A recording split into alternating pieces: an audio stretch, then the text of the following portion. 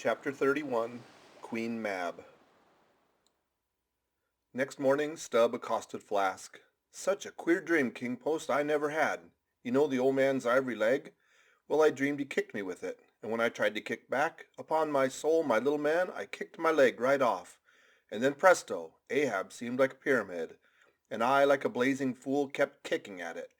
But what was still more curious, Flask, you know how curious all dreams are, through all this rage that I was in, I somehow seemed to be thinking to myself that after all, it was not much of an insult, that kick from Ahab. Why, thinks I, what's the row? It's not a real leg, only a false leg. And there's a mighty difference between a living thump and a dead thump. That's what makes a blow from the hand, Flask, 50 times more savage to bear than a blow from a cane. The living member, that makes the living insult, my little man. And thinks I to myself, all the while, mind, while I was stubbing my silly toes against that cursed pyramid, so confoundedly contradictory was it all the while, I say, I was thinking to myself, what's his leg now but a cane, a whalebone cane? Yes, thinks I, it was only a playful cudgeling. In fact, only a whaleboning that he gave me, not a base kick. Besides, think I, look at it once, why, the end of it, the foot part, what a small sort of end it is.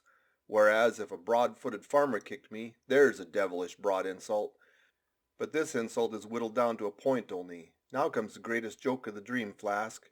While I was battering away at the pyramid, a sort of badger-haired old merman with a hump on his back takes me by the shoulders and slews me around. "What are you about?" says he. Slid, man, but I was frightened. Such a fizz. But somehow next moment I was over the fright. "What am I about?" says I at last. "And what business is that of yours, I should like to know, Mr. Humpback? Do you want a kick?"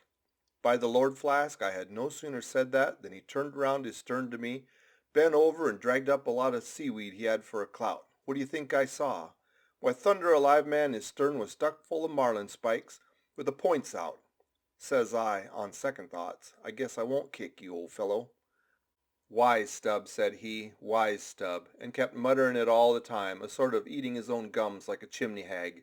Seeing he wasn't going to stop saying over his wise Stubb, I thought I might as well fall to kicking the pyramid again.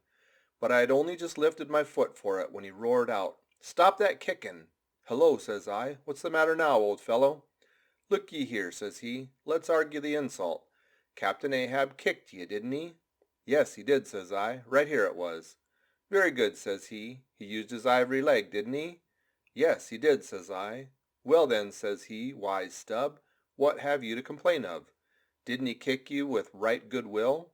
It wasn't a common pitch pine leg he kicked with, was it? No, you were kicked by a great man with a beautiful ivory leg, Stubb. It's an honor. I consider it an honor. Listen, wise Stubb. In old England the greatest lords think it a great glory to be slapped by the Queen and made garter knights of. But be your boast, Stubb, that ye were kicked by old Ahab and made a wise man of. Remember what I say. Be kicked by him. Account his kicks honors, and on no account kick back, for you can't help yourself, wise Stubb. Don't you see that pyramid?" With that he all of a sudden seemed somehow in some queer fashion to swim off into the air.